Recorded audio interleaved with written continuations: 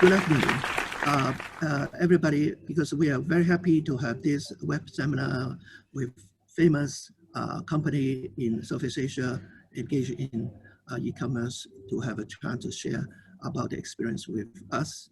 So we have, first we have the very important sort of crucial logistic company, JANIO, and also the Exabytes, which is with us. And they have their representative here to share the experience. And also we have also a local content company, which is help us to transform your company, all the content into local context. So we are happy to them to share this, this experience to you. I think that is important is that we see that the trade, the actual trade of China and Southeast Asia is growing all the time, and probably the biggest trading partner of China is Southeast Asia. And we also see that the potential and the trend of the e-commerce is growing all the time. So we expect that that will be continue growing and in the next 10 years. So if anybody in the Great Bay Area in Hong Kong want to start up this new e-commerce business in Southeast Asia, I think that is the good time to start it, to at least consider it. I think as any big firm, which is maybe a brand name in this area, to try to see to go to enter the Southeast Asia market, that was a lot of things they probably would like to know more.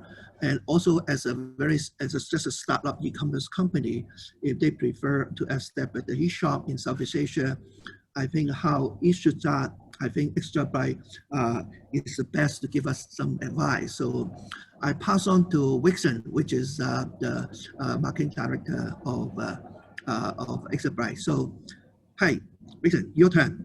Hi, Victor, and thank you for inviting me to this panel discussions about the current trending in terms of the e-commerce trending in terms of Southeast Asia. And Exabytes is actually one of the company that we have localized support in terms of the Malaysia and Singapore and Indonesia as well. And we do serve those SMEs that really want to digitalize their business from offline to online. So both ways. So it quite depends on the requirement. And we found out that recently, especially during this pandemic seasons, there's quite a lot of the SMEs that struggling. They're struggling in terms of the how to actually expand their business. So basically, right, before this pandemic season, if those like not really prepared and not really having their online presence, to be honest, they are really in a very worse situations that in order to take time to at least know how online is going to build, I mean, to work as well, in terms of the team, in terms of also their mindset to change, which is very critical. And to be honest, we are actually, during that pandemic, right, we do a lot of webinars. So in terms of like how to actually help SMEs to digitalize their business. It's not just the e-commerce, but also their online. I mean, how can they build at least a website that able to handling at least some kind of inquiries, or how they can actually utilize social media platforms that actually can handle some kind of like inquiries as well. But they don't even know that, because previously traditional business, they might only face-to-face or actually just call them, which is very tough for them to break through. And in terms of the age as well. So you can see that most of the businessmen in that maybe like 40, 50 kind of age, they hardly to adapt into it. So what I'm trying to say here is Exabytes is here is no matter what kind of age you are, well, no matter what kind of business that you are. So basically our main point currently here is to help any SMEs that keen to digitalize their business, not just selling products, but services as well. We can give you this kind of like A to Z kind of consultations. No matter you are taking us or not, we just give you an advice, and based on our experience, then you can leap forward at least, because no one knows when will be the next pandemic coming in, because it's keep on no ending. Yeah.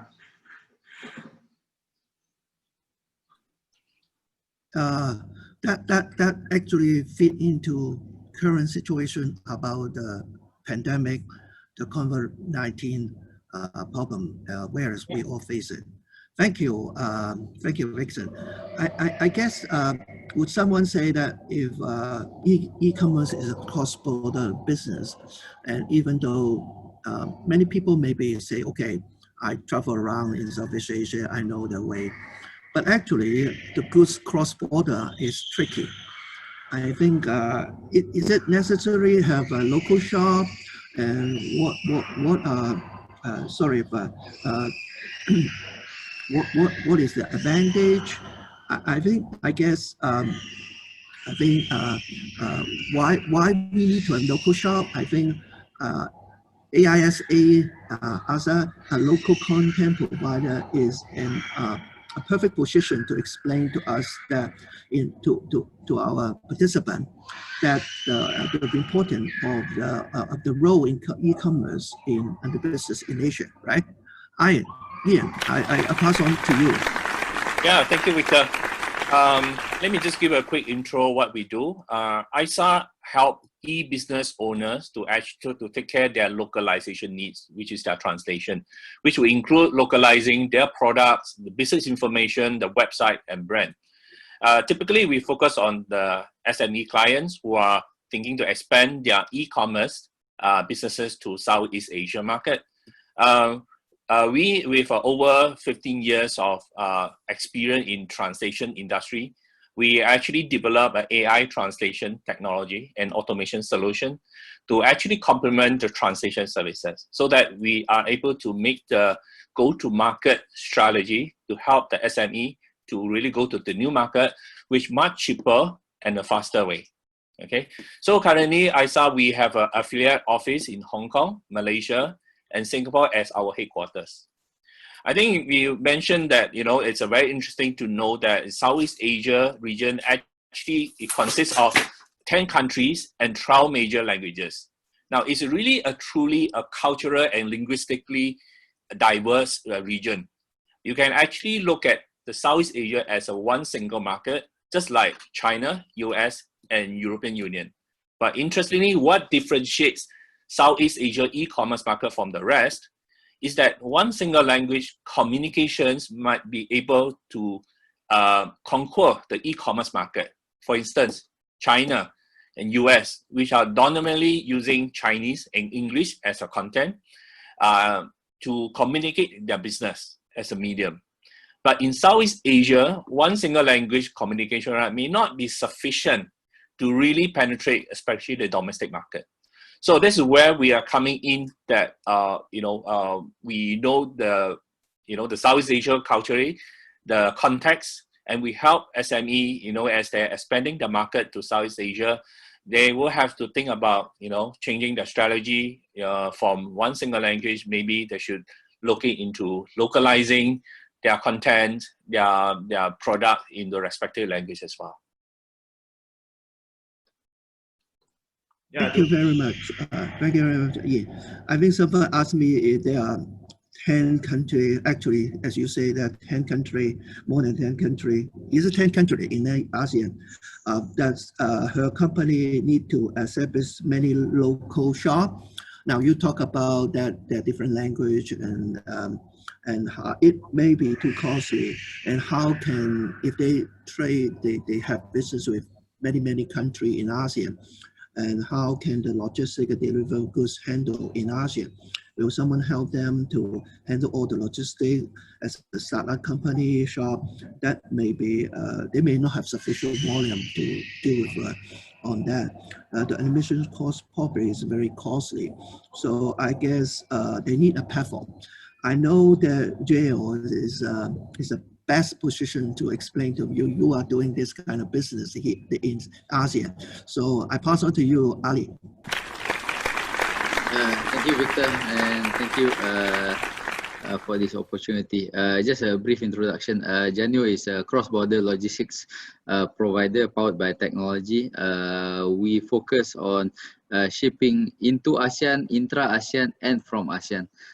So other than having operation in Singapore, Malaysia, Indonesia, Thailand, and Vietnam, we also have operations in Greater China, in Shenzhen, Hong Kong, and Taipei, plus in Korea, Australia, UK, and the US accordingly. But we pretty much focus in helping startups or SMEs or logistics provider to pretty much ship into Southeast Asia. As what Ian has said, Southeast Asia, you can view it as one single market. However, it's technically still 10 countries with 10 different rules and regulations, especially if you're shipping cross-border. So how we pretty much facilitate cross-border e-commerce is to address what we call the 4 C's or the 4 challenges. First and foremost is always cost. Cost and coverage. Cost in this part of the world, shipping cross-border may be very expensive. What JANIO do, we aggregate the entire supply chain and tap into excess capacity, but powered by technology, but we make sure that the supply chain is linked and you are able to have visible end-to-end tracking accordingly. So by aggregating the market, we are able to reduce the cost for our customers accordingly. But with that said also, in ASEAN, we have a population size of 650 million people, with the biggest country being Indonesia, which is an archipelago of 17,000 islands. The second C is coverage. Nobody can say that they can offer 100% coverage in the entire ASEAN. Even in Malaysia, take example, if shipping to Sabah, we will receive, or my house is across the river, up the mountain, after the lake. So not many service provider can claim they can offer 100% coverage. Wow, yes. Yeah, because we work with all the local service provider, what we call the local heroes and whatnot. We are able to pretty much spread the load based on everybody's specialization. So take example, if there's a logistics provider who specializes in Sabah, we will work with them accordingly. If specialized in Bali, we work with them accordingly and power them with our technology.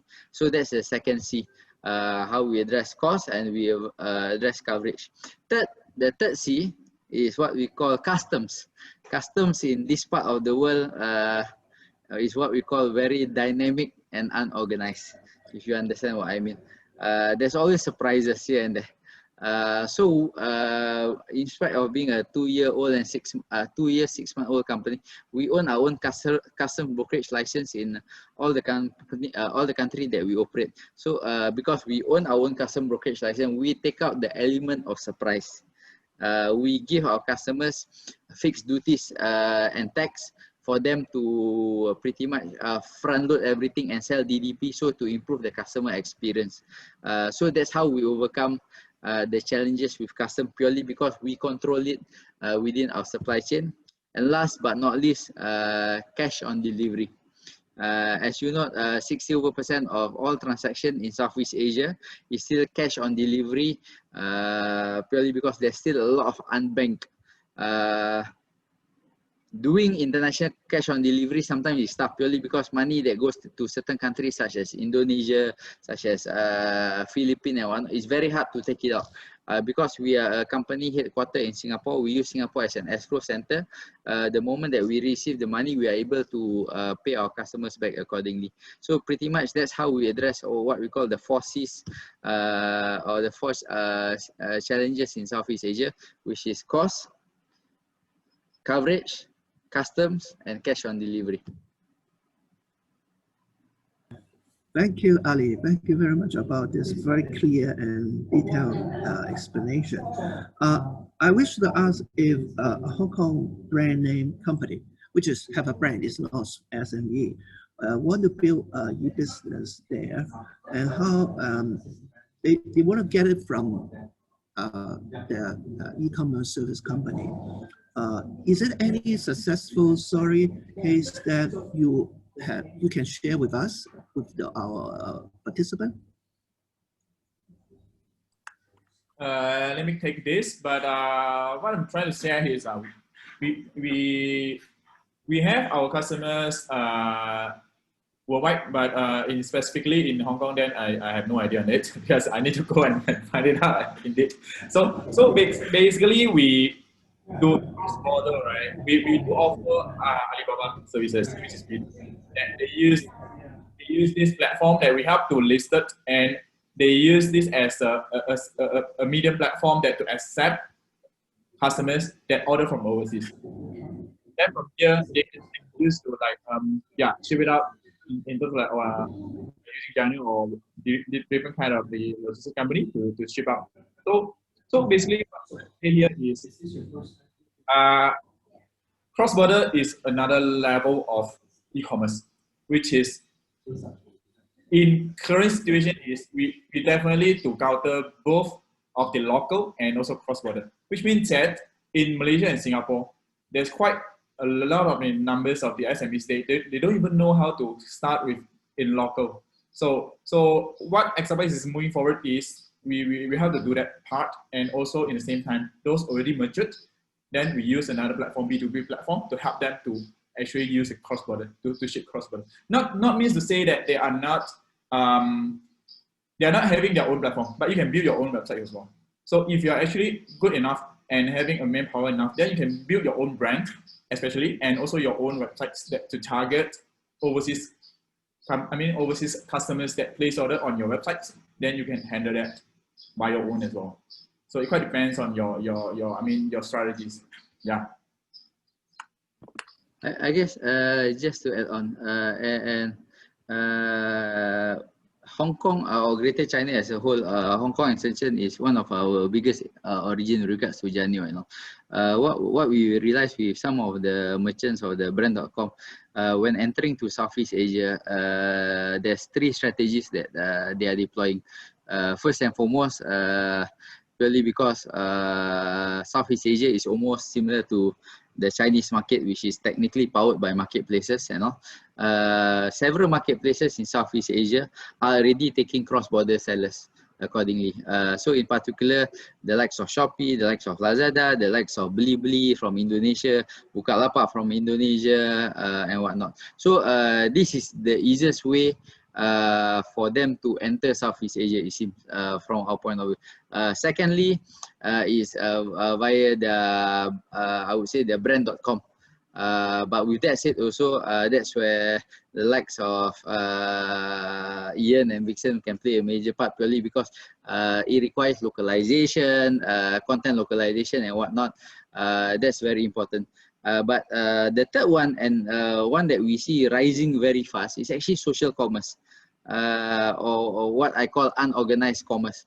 A lot of people are on Facebook, on Instagram, and now on TikTok selling already and whatnot. You'll be surprised. Again, these are the 3 ways to enter Southeast Asia. But I sincerely believe that social commerce will be the next big thing, and I think will be bigger than organized e-commerce eventually. And all, fully agree with you, Ali. Actually, we actually realized most of the actually social medias, especially those teenagers, they have totally no idea how to build their online websites, e-commerce websites. That's totally like, don't even need to go and understand it, because they can directly go into social media and sell it directly. And what we are trying to do is, if for early stage, still okay, because now we know that social media, you need to use PM or message or command, this kind of way. Like even me myself also having the same experiences. Do you want to actually reply that PM during whole of your 24 hours and during even your midnight time that while you're sleeping actually? So what we are trying to say here is, if you're using the right platform to handle your e-commerce, definitely you can avoid this to be happen, and you can actually make this flow even, while you are sleeping. Means your order is still coming in, where you just next day you go and proceed your fulfillment. That's all. No need to be like PM here and there, and then until the end, no one, no buy, then how? So you are wasting your time and so on. So probably this is the move on further down. But social commerce is definitely a very good point from Ali, that it's actually booming and everyone is selling online, especially live. they can sell to everyone, anything, and very and how to say amazing what they are trying to do. I totally agree with that because even though Hong Kong people lag behind on the social commerce, social e-commerce, social media e-commerce are now catching up, and because they want to sell the personality or the lifestyle, adding on the product to attract people. I think the old day about Alibaba, JD, that kind of business is the model changing. And it's exactly why we need to have this local context. I think Ian will need to explain to us more about how can they help and with other local established companies like JANIO and Exabytes, how to can this kind of thing in social media content can able to help those young people in Hong Kong or in the Great Bay Area to start their venture in Southeast Asia. Yeah, I do agree that this social commerce is it's become more and more popular. As you look at it, you also looking at the change. I think all of you have highlighted that we have changed the e-commerce. Used to be very functional, which is very structured, like Ali say, very structured, very functional into the very socially coherent. I think that's where it's become more appealing to the buyers. In this Southeast Asia market, so people are not buying just because it's it's easy to get it, but people will look at the other like personality. Why should I buy this? Because somebody have it, or somebody wear it, or somebody consume it. That is more appealing right now. Yeah. In other words, it's telling the fact that the cultural, the localization elements is become more and more important. No doubt, it can be expressed either in text or can be in the video, in virtual, things like that. But that's it doesn't take away that the importance of having these localizations, the contents, even just as simple as a short video in TikTok, that will really make the difference. If someone will be want your products to be able sellable in Southeast Asia, I will totally embrace that. That's a trend. I think we are also moving into, apart from that, in entering the Southeast Asia market is not easy, as Ali said. There's many obstacles, many challenges. But I think with the power of the technology, I think we have actually moved, we are where we are right now. We are moving very fast in terms of technology advancement. In many fronts, either logistic, even in the localizations of content, we are talking about today we're using AI. Either machine translation, or it could be the VR, AR that helps to actually. The important is to increase the so-called the conversion or influence the buyer behavior. When they shop for the goods, I think this is something that we all will have to take notice. That we have to think about strategically. How we able to localize the content. As you know, in Southeast Asia, we have 10 countries. We are still very much culturally, our buying experience, let's put it this way, our buying experience are very much entrenched with a lot of cultures, religions, even with some of the, we call it festive practices and norms, right? So even for instance, give you an example for a simple words, meat, M-E-A-T. It could be many interpretations depending on which country you're from, which culture you're from. So it could mean many things. So we have to be more vigilant and careful, sensitive in localizing some of the information, your messages across, so that to make sure that people understand what you're selling, and then they are getting what they require. I think this is the sort of the disadvantage of the Chinese company or any Hong Kong company. Maybe Hong Kong company a little bit better, because Chinese company very monolithic culture. So we just Chinese culture, and most of them are non-religious. So because they don't understand how the practice of Muslim, how the practice of the Buddhists, how the practice of Catholic, and sometimes they ignore the way, the norms, hitting sensitivity things, which is, I feel that is the most important. I guess that technology is also a driving force on the e-commerce. Can you guys can share with us that I think Ian talked about that machine learning, AI to help to improve the content. How about the other company? Is it sort of what kind of and how you embrace the technology and how you view the technology help you deliver your business? Okay. What I'm trying to say here is okay. By putting an add-on from Ian, right, about the localized, right. So what Exabytes is trying to use here is not just technology, to be honest. And I just want to share an experience about to adapt to local market. From our experience from the past historical that we are entering Indonesian market. Okay, so Exabytes is going to Indonesian market, but at the first few years, it's actually not really works. Why?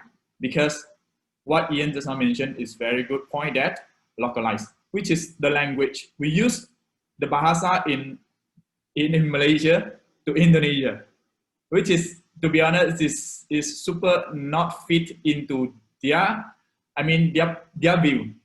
They won't treat you as one of the company in Indonesia because we are not using their language.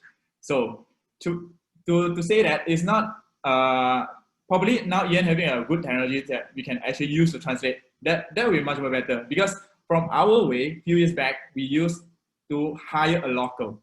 We need to have a local that help us to translate, even in terms of our every single kind of team banners, materials, even our websites. We use local because they know better than us. Then we use that to tap into the markets. Then now we are growing because we are actually doing the right things right now. So what I'm trying to say here is, yep, of course, but a good technology is some sort of like for example, you need to use some kind of like digital ads instead of offline ads, that kind of way to adapt into the market. But the thing is, if you are not make your things is in localized what actually that country looking for, then probably you are not into that. You are not into their area. This is what I'm trying to say here. So what I'm saying is we need to match each others. I mean, not just in single one way. I guess from a logistics point of view, I joke that logistics is the second oldest profession in the world. There's only so much technology you can do because the industry is so old, it's always dependent on experience and relationship. But with that said, also it's one of the slowest industry to adapt to change. I would say within the supply chain. So you'll see many startups who is entering the logistics space, saying that they can do this, they can do that, and whatnot.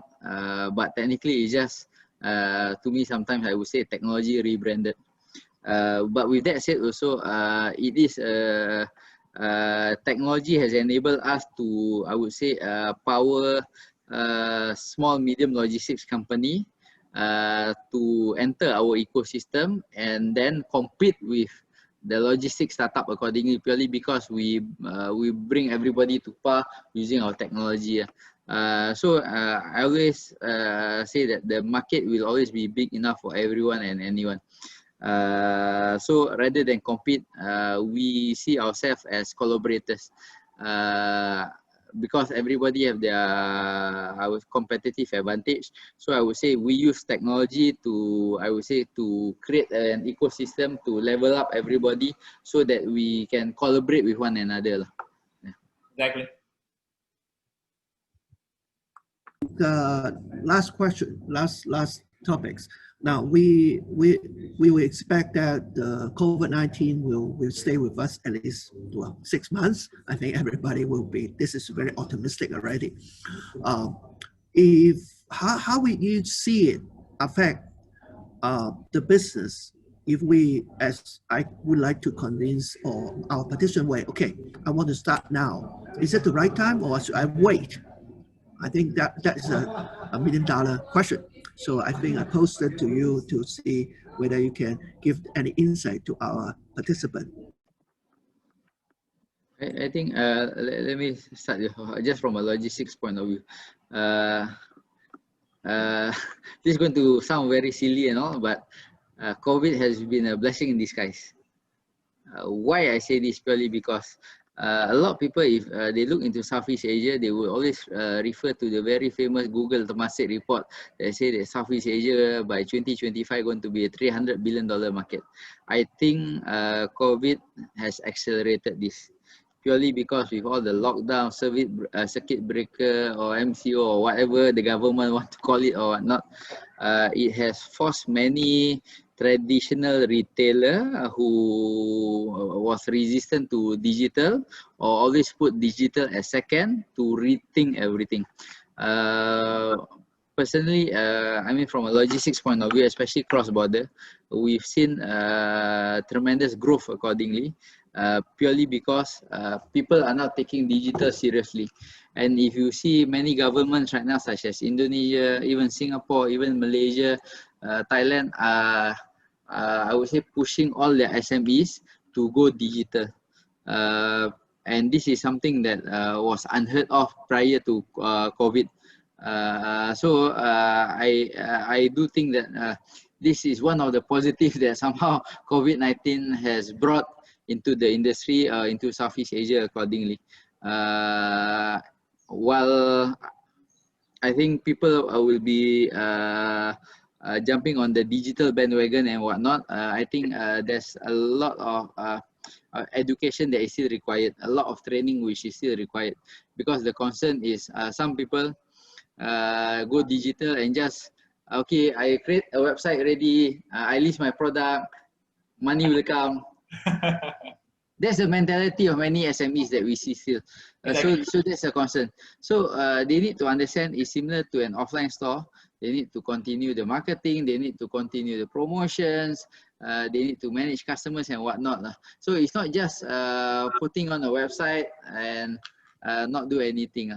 So I think education and training is still a must. Engaging specialists such as Vickson and Ian is a must. Using the correct logistics providers such as JANIO is a must. So I think, like I say, it's going to be this couple of months. I think it will be a steep learning curve for most companies with regards to going digital. But I think in the long tail, everybody will benefit. Maybe allow me to share, you know, from my perspective. I think really this COVID-19 has really changed a lot of business perspective. I will see that, you know, that there are opportunities right now. As Ali said, that, you know, businesses will be looking for alternative channel like digital, you know, for other online businesses to expand their market. I think one of the key considerations, I believe, during this COVID-19 for the businesses will be cost. Okay, they probably will really looking into the calculations again, right?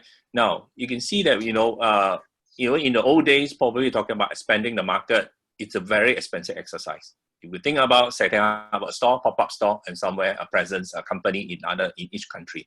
But in today's context, it's very different. So I believe that a lot of businesses right now, you know, they are disrupted by this COVID-19 or not, they will be looking for some alternative technology solutions. How they're able to help them to optimize costs or lower the operating costs, you know, in the whole supply chain, right? So I believe they are doing this. So, it will be good, I believe, for those who are embracing technology at this point to actually put the technology as part of the solution. It will be able to actually speed up the work, shorten the time. It will actually drive the cost low as well. So I believe, you know, JANIO, that, you know, you were talking about, you know, how to use technology to maybe find a more cost-effective solutions or partners to work with. Yeah, I think this is going to be a key driver for a lot of businesses to consider, right, what kind of partner or vendors that we want to work with, how technology help them to scale up their operation and things like that. So I believe this is the trend. I believe this trend is actually getting more and more faster and faster. I think, including we're talking about what we do. Localizing our content is no longer as expensive as before because of UAI. We are able to drive the cost very low. That's one of the, we believe there's one opportunity for a lot of businesses to localize the content, which are much more cost-effective solutions. Actually, quite agree with what I mean. The current pandemic situation, like, because I realized in most of the SMEs, right, I said they still not ready for it is because of they have no idea. Definitely, they have no idea how to do it. They need our help that actually give them some kind of how to. So basically, if you wish to do it, by right now, this second you want to do it, but the thing is, on next second you might think of, hey, I totally have no idea, but I keen to do it, but no one is giving me a hand. Then how can I actually go ahead with that? So basically, what we're trying to do to help this market is we need to work together and provide educations. We need to educate them. We need to show them more success story that how people that actually go to online that they gain success on that area. It's not saying that, hey, people go success because of they naturally, because of the default already in online, they are not from offline. No, actually it's wrong, because how to say it depends on you gotta step out that first step or not. So it quite depends on the guts of the that businessman that want to do it or not. So for another good example is like you are staying in one place, but the owner of the shop, okay, for example, for example, a shop that's selling the tools that you need for gardening. Then because of during pandemic you cannot go out. Then always you go to that shop and buy your stuff. The thing is right now you cannot go to that shop because it's closed or whatsoever. But that shop is not doing online. But you go to another shop to buy from another shop, which is even far than your area of staying. So which means that you are losing for that business is because of you don't do online. Previously, you take that business because you are the one that your shop is near to that customers. But now it's not because of the distance, it's because of the technologies that to reach that customers. So what I'm trying to say here is, no matter what kind of possibility that you can think of, do it first. If you are not doing now, then when? Yeah. Yeah, I guess this is a very good advice to our participant. I guess we are living in a world no longer the same like last year. We certainly believe, I think everybody has seen that the world is changing so rapidly, and COVID-19 is just a trigger point. And I will believe that in next 6 months, then the landscape probably change quite rapidly, given that many shops maybe have to restructuring. I think the physical shop, physical retailer, because given this business environment, which is people have to have more social distance. I'm very appreciate that you all guys come here to share with the Hong Kong people and the people from Great Bay China. And I certainly think that they will benefit. I think the point about the content, the point about the services that people are living quite separately in different area and sparely apart. I also think about people have to learn about that Exabytes and JANIO and AISA can help them. And certainly there are other company too. We're happy to channel them if any participant want to be heard more from them. We're happy to help. We thank you very much for your time, and this is certainly will not be the last time. We'll certainly will be come back to talk with the Hong Kong people and the Great Bay Area people in the future. Thank you very much. Have good health and prospect. Stay. Thank you. Thank you. Okay, thank you. Bye.